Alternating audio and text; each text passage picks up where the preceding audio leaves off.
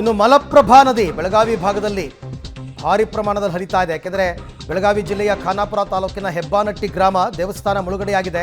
ಪಶ್ಚಿಮ ಘಟ್ಟದಲ್ಲಿ ವಿಪರೀತ ಮಳೆ ಆಗ್ತಾ ಇದೆ. ನಿರಂತರ ಮಳೆಗೆ ಮಲಪ್ರಭಾ ನದಿಯಲ್ಲಿ ಒಳಹರಿವು ಹೆಚ್ಚಾಗ್ತಾ ಇದೆ. ನದಿ ತಟದಲ್ಲಿದ್ದ ಮಾರುತಿ ದೇವಸ್ಥಾನ, ಶಿವನ ಮಂದಿರ ಎಲ್ಲ ಮುಳುಗಡೆಯಾಗಿದೆ. ದೇವಸ್ಥಾನದ ಗೋಪುರ ಮಾತ್ರ ಗೋಚರವಾಗ್ತಾ ಇದೆ.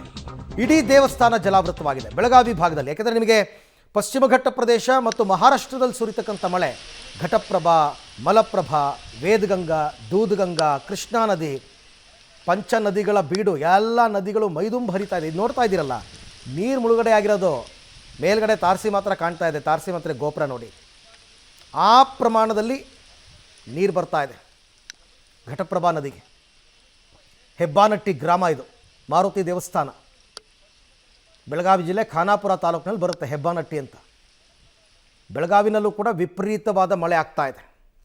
ಈ ಬಗ್ಗೆ ಮತ್ತಷ್ಟು ಮಾಹಿತಿ ನನ್ನ ಕೊಲೀಗ ದಿಲೀಪ್ ಅವರಿಂದ ಪಡ್ಕೊಳ್ಳೋಣ. ದಿಲೀಪ್, ಖಾನಾಪುರ ತಾಲೂಕಲ್ಲಂತೂ ವಿಪರೀತವಾದ ಮಳೆ ಆದಂಗೆ ಕಂಡು ಬರ್ತಾ ಇದೆ, ಏನಿದೆ ಡೀಟೇಲ್ಸು?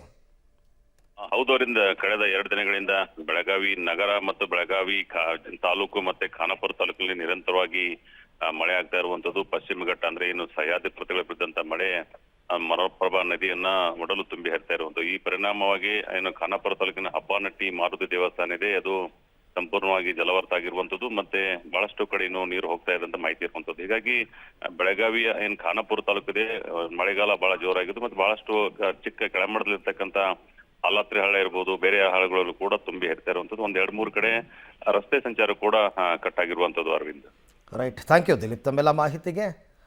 ಒಟ್ಟಾರೆ ಈಗ ಸದ್ಯಕ್ಕಂತೂ ಬೆಳಗಾವಿ ಭಾಗದಲ್ಲಿ ಮಳೆ ಜೋರಾಗಿದೆ.